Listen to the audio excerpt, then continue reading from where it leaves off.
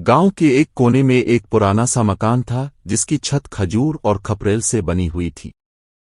मकान के सामने एक छोटा सा आंगन था जिसमें सब्ज घास उगी हुई थी और चारों तरफ ऊंचे ऊंचे दरख्त साया किए खड़े थे।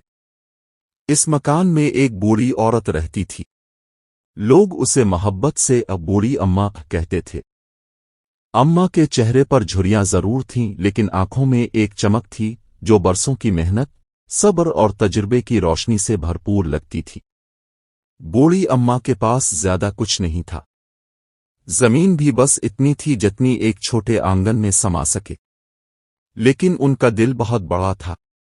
वो कहती थी, असल दौलत जमीन की जरखेजी और मेहनत की कमाई है। इसी जमीन के कोने पर उन्होंने गिने की खेती शुरू की थी।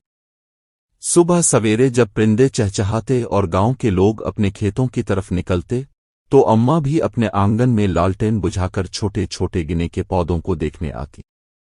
वो बड़े प्यार से उन पर पानी डालती, मिट्टी नरम करती और किसी नाजुक बच्चे की तरह उन पौधों की देखभाल करती। गांव के लोग अक्सर हंसते और कहते, अम्मा, ये आंगन का टुकड़ा क्या देगा? गिने तो बड़े खेतों में होते हैं, आप इतनी मेहनत क्यों करती हैं? लेकिन अम्मा मुस्कुरा कर जवाब देती, बच्चे, जमीन का साइज नहीं देखा जाता, मेहनत और नियत देखी जाती है। गांव के बच्चे अक्सर आंगन के पास खेलते और बूढ़ी अम्मा को देखकर हैरान होते। एक दिन एक लड़की ने पूछा, अम्मा, आप ये गिने उगाकर क्या करेंगी? अम्मा ने शफकत से इसके सर पर हाथ फेरते हुए कहा, बेटी, ये गिने न सिर्फ मीठे हैं बल्कि हमें सब्र और मेहनत का मजा भी सिखाते हैं। तुम देखना, जब ये बड़े होंगे तो सबको खुशी मिलेगी। वक्त गुजरता गया। दिन, हफ्ते और महीने गुजर गए। आंगन के पौधे आहिस्ता आहिस्ता लंबे हो गए। गिने के डंठल सबसे जर्द होने लगे और पूरे आंगन में एक मिठास की खुशबू फैल गई। बूढ़ी अम्मा की आंखों में खुशी के आंसू आ गए। अब गांव के वही लोग जो पहले मजाक उड़ाते थे, हैरत से देखने लगे।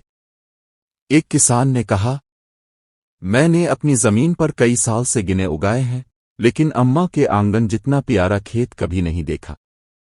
ये सुनकर अम्मा ने कहा, प्यारे बेटे, फर्क जमीन में नहीं, दिल में होता है। जो दिल से काम करे वो कामयाब होता है। इसी दौरान कुछ लालची लोग भी पैदा हो गए।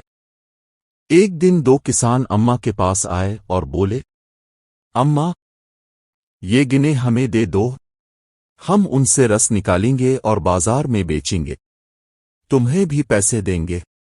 अम्मा ने मुस्कुरा कर कहा, ये गिने मैंने पैसे कमाने के लिए नहीं उगाए, ये बच्चों की खुशी, सबकी मिठास और मेहनत की इज्जत के लिए है।